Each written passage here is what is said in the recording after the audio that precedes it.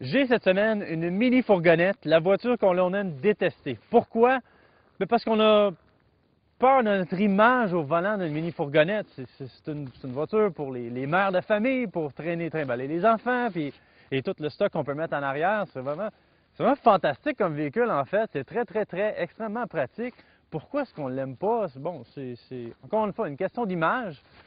Je suis avec notamment la Chrysler Town & Country 2006. C'est une version Limited, donc on a le Touring un petit peu moins cher et le Limited qui est un petit peu plus cher.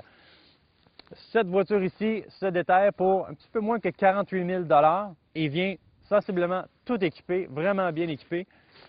Sous le capot de la Town & Country, on retrouve un V6 à poussoir de 3,8 litres qui produit 205 chevaux ainsi que 240 livres-pieds de coupe. C'est pas une fusée, mais ça n'a pas besoin de l'être. On traîne les enfants, on les amène au centre d'achat, on les amène à la pratique de soccer, donc on n'a pas besoin d'une voiture super puissante quand on est au volant d'une mini-fourgonnette.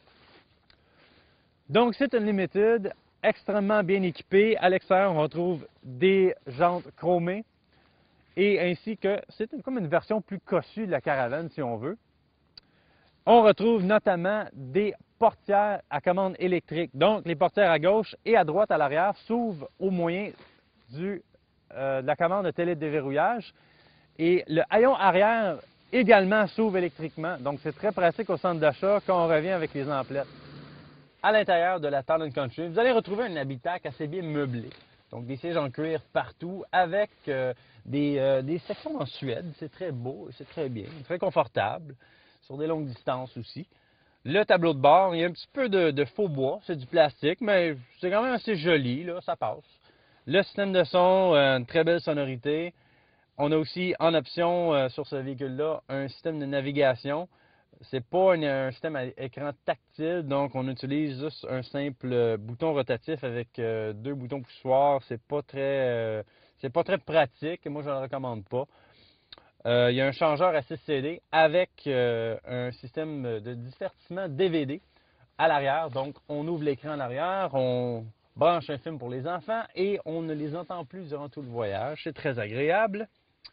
Pour le reste, j'aime bien l'agencement des couleurs du tableau de bord et du plancher, des sièges. Donc, un beige, brun foncé en bas. Et c'est bien que le sol, en fait, le plancher, le tapis, c'est un petit peu plus foncé que les sièges, donc c'est moins difficile à garder propre, surtout l'hiver dans ce cas ici. On a aussi un toit ouvrant optionnel sur ce modèle-là. Les boutons pour l'ouvrir et juste à côté, les boutons pour ouvrir les portes coulissantes à commande électrique ainsi que le haillon électrique. Donc tout est bien, tout s'agence bien. On devient rapidement paresseux avec la télécommande, donc les portes s'ouvrent tout seul au toucher des boutons. Je vais vous faire une démonstration du système Stow & Go. On va commencer par les sièges en avant. C'est quand même assez simple. On commence par lever le plancher, comme cela. Ensuite, on va baisser le dossier du siège et on va tirer sur une corde en arrière. Le siège va s'escamoter dans le plancher. On a juste à fermer et voilà. Ça ne fait pas un plancher tout à fait exactement plat, mais ça se travaille quand même assez bien. Moi, je trouve que ce système-là est fantastique. En général, la Town & Country me laisse un peu perplexe, je veux dire. C'est une mini-fourgonnette, c'est pas un bon statut social, ça n'a pas l'air cool, vraiment. Mais par contre, on magasine pour une voiture d'à peu près 50 000 $. On veut qu'on ait quand même une belle image au volant de cette voiture-là. On veut bien paraître. Et c'est ça un peu la contradiction, je veux dire. On peut avoir une Dodge Caravan pour 19 000 $ aujourd'hui. L'écart de prix est quand même assez énorme. Toutefois, je dois dire que mon séjour avec la Town & Country a été des plus agréables. C'est une belle voiture pour faire des croisières d'autoroute et des longs voyages. C'est très spacieux, très pratique pour les enfants.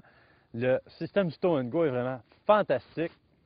Donc, en somme, c'est une très belle et très bonne mini-fourgonnette et vous allez sûrement l'aimer.